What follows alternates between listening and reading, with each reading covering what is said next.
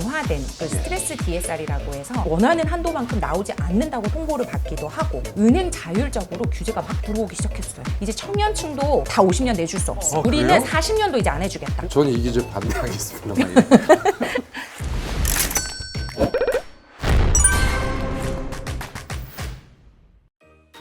프렌 안녕하세요. 안녕하세요. 예, 반갑습니다. 나 진짜 너무 큰일 났어요. 왜요? 오늘은 또 무슨 일로? 궁금한 게 진짜 너무 많습니다. 9월부터 뭔가 바뀌기 시작해서 맞아요. 굉장히 막 사람들이 바빴어요. 마통 한도가 뭐 줄어든다 뭐 이런 얘기도 문자가 좀 온 것 같기도 하고요. 네. 그리고 또 무슨 신용대출 5천만 원밖에 못 받는다 뭐 이런 그쵸, 얘기가 그쵸. 있어요. 이게 도대체 너무 궁금해서 시원하게 좀 얘기를 좀 해주세요. 네. 오늘도 잘 적어가도록 하겠습니다. 네, 알겠습니다. 너무 기다렸습니다. 예. 네.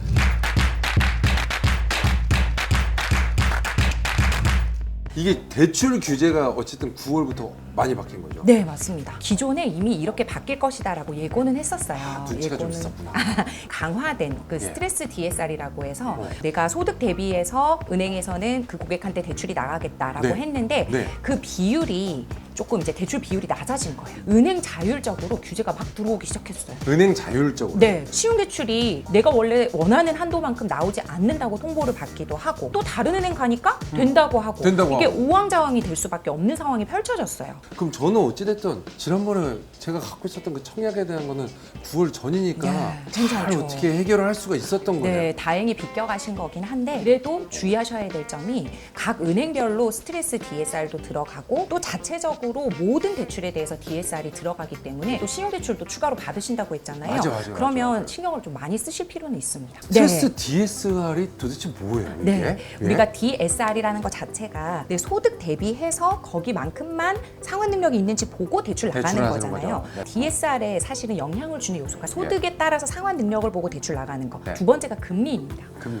금리가 만약에 지금 내가 4%를 받고 있었는데 네. 7%가 되면 너무 힘들어지죠. 그런 거를 우리는 DSR에서 분리해진다. 대출받기 어려워진다는 소리예요. 그러면 내가 만약에 예를 들어 4%를 받고 있었는데 네. 대출 받으러 가보니 4%의 차주로 인정하는 게 아니라 대출 나가는 한도 자체는 스트레스 DSR 예를 들어 1.2%를 적용을 해서 5.2%를 받는다고 생각을 하고 대출 한도를 줄이겠다라는 거예요. 근데 여기서는 사실 실질 금리가 올라가는 건 아니에요. 아, 그래요? 즉 무슨 소리냐면 네. 내가 계산할 때만 5.2가 되는 거고 실질적으로 내 대출 금리는 4%로 나가는 거예요. 아. 즉 이 스트레스 DSR은 한마디로 대출 한도만 줄이겠다라는 거거든요. 아. 네. 그 한도 줄이는 비율이 네. 우리가 24년 2월 26일부터 그다음 8월 31일까지는 스트레스 1단계라 그래서 그러면 내 도대체 몇 프로가 줄어드는가 그게 궁금한 거잖아요. 프로가 줄어요? 스트레스 DSR 1단계 때는 그러니까 하한 금리가 1.5%였어요. 1.5%. 네, 그러면 그 1.5%를 갑자기 적용을 하면 시장이 너무 혼란스럽고 그럼요. 그래서 1단계 때는 그 1.5에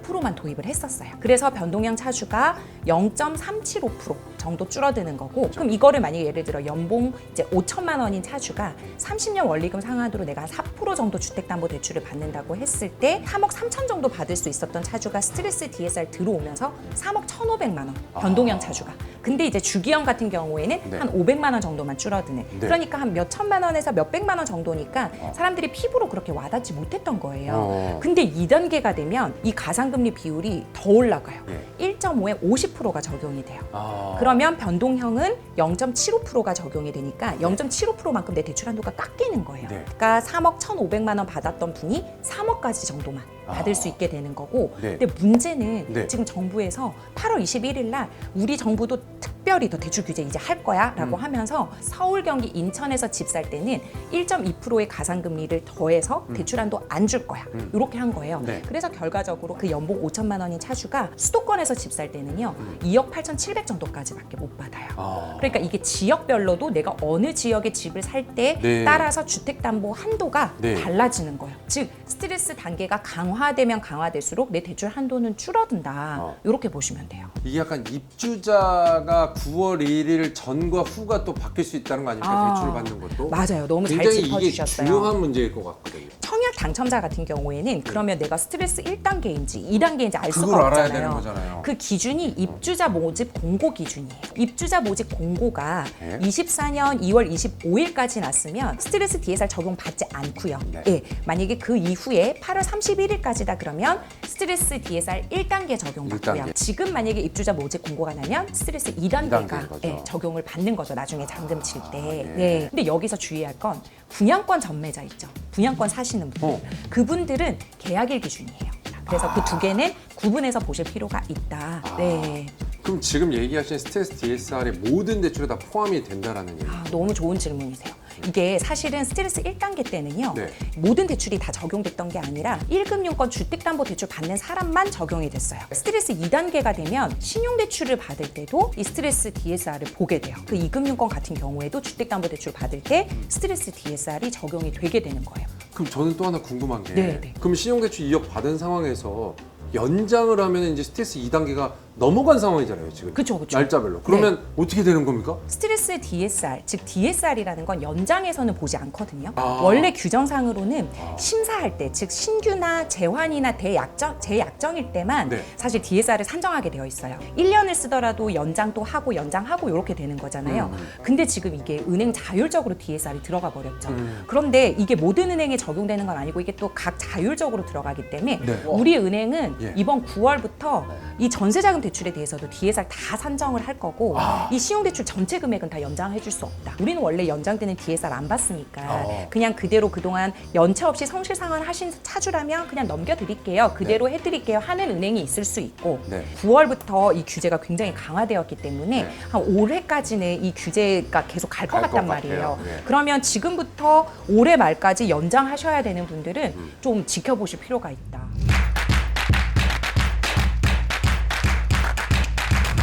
근데 지금 문제는 뭐냐면 네. 아까 그 모모 은행 중에 한 은행이 이제 청년층도 다 50년 내줄 수 없어. 50년 안 내준대요? 안 된다. 우리는 그래요? 40년도 이제 안 해주겠다. 그러면요? 30년까지만 해주겠다라는 은행이 나왔어요. 아, 진짜요? 그러면 그만큼 대출 한도가 확 줄어드는 건데 네. 이게 스트레스 DSR보다 더 대출 한도를 줄이는 효과를 가져올 수도 있어요. 아, 그래요? 네. 5억을 50년 동안 받을 수 있었다면 이게 30년으로 줄어들면 이 대출을 받을 수 있는 금액도 줄어드는 건가요? 맞아요. 딱 그거예요. 아, 그래요? 아예 처음부터 대출 받을 때 30년이 돼버리면 50년보다 대출이 적게 나가요. 대출 받을 때 아예 대출을 많이 못 받는 거예요. 네. 네네네. 그럼 지금 50년 받은 사람들은 어떻게 되는 겁니까? 50년 받은 사람은 좋은 거죠, 운이. 운이 좋은 거죠? 네네네. 그대로 지금 50년 그냥 갈 수 가는 있는 거죠. 건데. 네. 그래서 내가 어느 은행에 가든지 만기를 좀 길게 설정하는 게 대출 만기를 길게 하는 게 내 대출 한도를 많이 가져올 수 있는 방법입니다. 네. 근데 제가 아는 분은 네. 집에서 계속 돈을 뺏은다라는 개념을 갖고 있던데 이게 무슨 말인지 잘 모르겠는데요. 돈을 ATM 기기처럼 뺏는다고요? 뺏은다고 얘기를 하는. 주택담보대출에 있어서 집 살 때만 받을 수 있는 건 아니고요. 즉 이전 등기가 나고 3개월 뒤부터 네. 내 있는 집에 내가 대출 받을 수 있는 LTV 여력이나 DSR 여력이 된다면 그거를 생활안정 자금 대출이라고 하거든요. 아, 네. 그 생활안정 자금 대출을 받아서 뭐 생활비에 쓴다든지 의료비에 쓴다든지 여러 가지로 활용을 할 수가 있어요. 이 생활안정 자금 대출의 한도도 원래는 말씀드린 대로 LTV란 DSR 범위 내에서 네. 소득만 되고 그 LTV 비율만 되면 다 나갔거든요. 네. 규제가 들어오면서 1억 원까지로 제한하는 이것도 은행들이 줄었어요? 늘어나고 있어요. 아, 그래요? 네.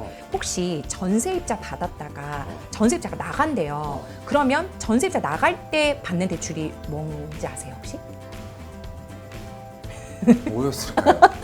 갑자기 이름이 기억이 안 나는데. 지금 전세 퇴거 자금 대출이에요. 아, 전세 퇴거 자금 대출이요? 그러니까 전세 자금 대출은 임차인이 받는 거고 임대인이 이 전세입자를 내보내면서 받을 수 있는 대출이 전세 퇴거 자금 대출인데 예. 이 전세 퇴거 자금 대출이 예. 대표적인 생활안정 자금 대출이에요. 그러면 내가 전세입자를 내보낼 때 돈이 1억 이상 필요할 수도 있는 사람들이 막혀버릴 수도 있어요. 전세입자가 자기가 원하는 날짜에 못 나갈 수도 있는 거고. 네. 이렇게 전세 시장이 조금 혼란이 올 수도 있어요. 이 생활안정 자금 대출의 축소로 인해서. 아, 그렇군요.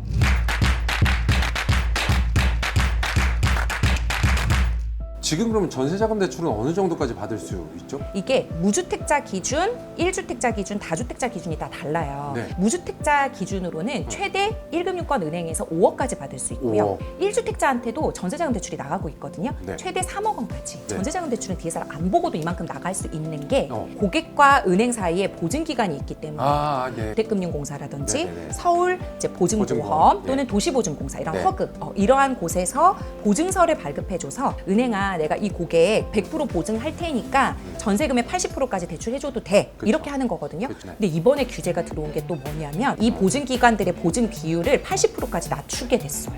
오. 그러면 결과적으로 예. 전세입자가 전세 보증금의 80%의 대출을 받는 게 아니라 그 대출 받을 수 있는 한도가 60, 70%까지 낮아질 수 있어요. 적어진 거. 네, 전세자금 대출이 그만큼 더 적게 나갈 수 있다. 네. 근데 사실은 이것보다 예. 더 지금 언론이나 이런 뉴스가 나온 게 뭐였냐면 조건부 전세자금 대출인 거예요. 조건부 전세자금 대출. 예. 어떠한 조건이 붙는 전세자금 대출은 다 안 해주겠다라는 거예요. 안 해주겠다라는 얘기예요. 어떤 조건이 붙냐면 새로운 임대인이 있고 기존의 집주인이 있겠죠. 근데 이 집주인이 이 집을 팔면서 새로운 이제 임대인한테 그 집을 넘기는데 이 새로운 임대인이 들어와서 사는 게 아니라 새로운 또 전세입자를 받는 거예요. 그러니까 갭 투자를 하는 거죠, 한마디로. 그렇게 동시에 들어올 때 그 전세입자의 전세자금 대출을 막겠다라는 거예요. 부동산에 잠금일날 매도자도 오고 맞아. 매수인도 오고 전세입자도 오는 이런 동시 세팅이 일어나요. 그렇죠. 그래서 부동산까지 다 와가지고 네, 맞아요. 한 5명이서 저 보냈습니다. 맞아요. 확인하셨습니까? 네, 확인했습니다. 이걸 다 맞아요. 얘기하잖아요. 네. 맞아요. 예. 갭 투자를 또 하나의 막기 막기 위한, 네. 아. 아무래도 이 전세 대출이 갭 투자를 조장하는 거 아니냐 이런 그런 거 얘기가 있어서 있었는데. 아마 이런 게 나온 것 같기도 하고.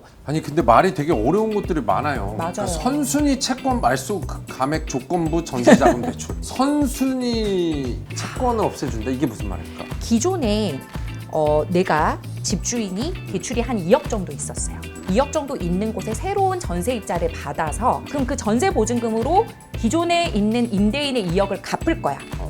그 조건으로 들어오는 전세자금 대출도 안 해주겠다. 그것도 안 돼요? 네. 한 개 더는 아까 제가 말씀드린 대로 1주택자까지는 전세자금 대출이 가능했잖아요. 네. 근데 이 1주택자가 만약에 자기 집을 팔았어. 그러면 뭐가 되죠? 무주택자가 되죠. 그럼 원래 1주택자가 3억까지만 받을 수 있었는데 무주택자가 되면 5억까지 받을 수 있죠. 그때 그렇게 처분 조건으로 들어오는 전세자금 대출은 안 해주겠다라는.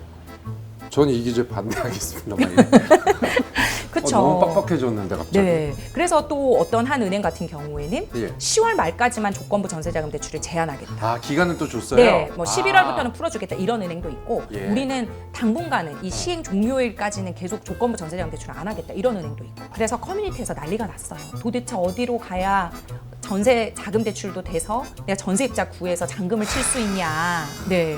내가 살 집 찾는 것도 힘들어 죽겠는데. 죽겠는데.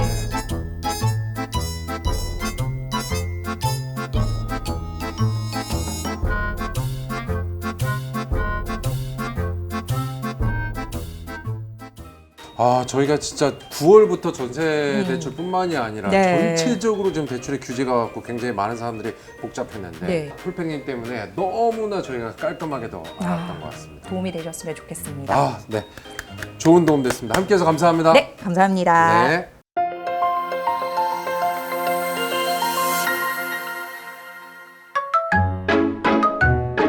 Chai TV